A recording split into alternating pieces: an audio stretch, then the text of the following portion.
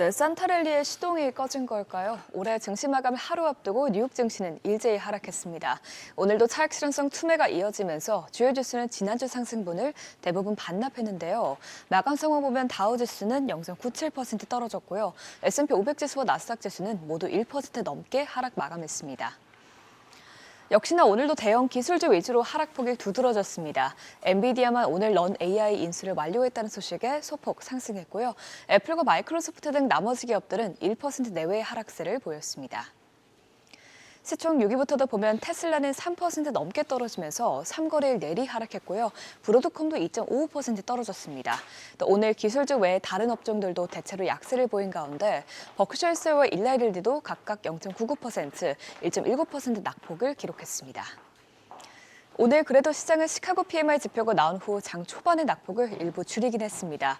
미국 제조업 경기를 대변해주는 이 지표가 부진하게 나오면서 미국 경제 열기가 식어 인플레이션 우려가 좀 줄어들 수 있다는 전망이 제기됐기 때문인데요. 이번 발표치는 36.9로 나오면서 예상치와 직전치를 큰 폭으로 밑돌았습니다. 4개월 연속 하락세를 이어가는 것인데 이번 수치를 보면 이번 주 후반에 나올 ISM 제조업 지수도 전망보다 약하게 나올 가능성이 있겠습니다. 다만 미국의 주택시장 지표는 이와 반대되는 점을 시사했습니다. 기존 주택 판매 선행지표로 불리는 잠정 주택 판매 지수는 전월 대비 2.2% 오르면서 2023년 2월 이후 최고치를 기록했는데요. 이에 대해서 NAR 미국 부동산 중개인협회 수석 경제학자는 소비자들이 미국 모기지 금리가 더 떨어질 때까지 기다리지 않는 것으로 보인다고 설명했습니다. 이는 그만큼 인플레이션이 쉽게 떨어지지 않을 것이라는 우려가 크게 자리하고 있다는 것으로 해석될 수 있겠죠. 국채금리는 저가 매수세가 유입된 데다가 오늘 시카고 PMI 지표가 나온 후 낙폭을 키웠습니다. 10년물 국채금리와 2년물 국채금리는 모두 0.08%포인트 하락했습니다. 이처럼 오늘은 다행히 채권금리가 최고치에서 물러나는 모습을 보이긴 했지만 에버코어 ISI에서는 앞으로 장기 채권금리가 상승세를 이어가면서 내년 주식시장 강세장이 흔들릴 수 있다고 언급했습니다.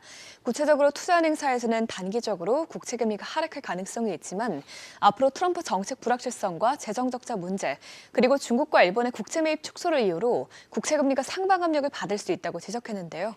그러면서 10년물 국채금리가 4.75%를 돌파하면 주식시장의 조정을 받고 또 5%를 넘기면 강세장에서 약세장으로 추세가 꺾일 수 있다고 언급한 만큼 앞으로의 흐름 지켜보셔야겠습니다. 국제유가는 미국 동부 지역에서 강추위가 예상되면서 천연가스 가격이 뛰어오르자 동반 상승세를 보였습니다. 간밤 WTI와 브렌트유는 각각 배럴당 70달러, 74달러 선에서 마감됐습니다.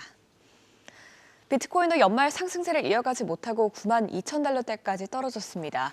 연말을 맞아 차익 실현 매물이 나온 데다가 달러가 최근 강세를 보이면서 가상자산 시장 열기가 다소 주춤한 것으로 풀이되는데요.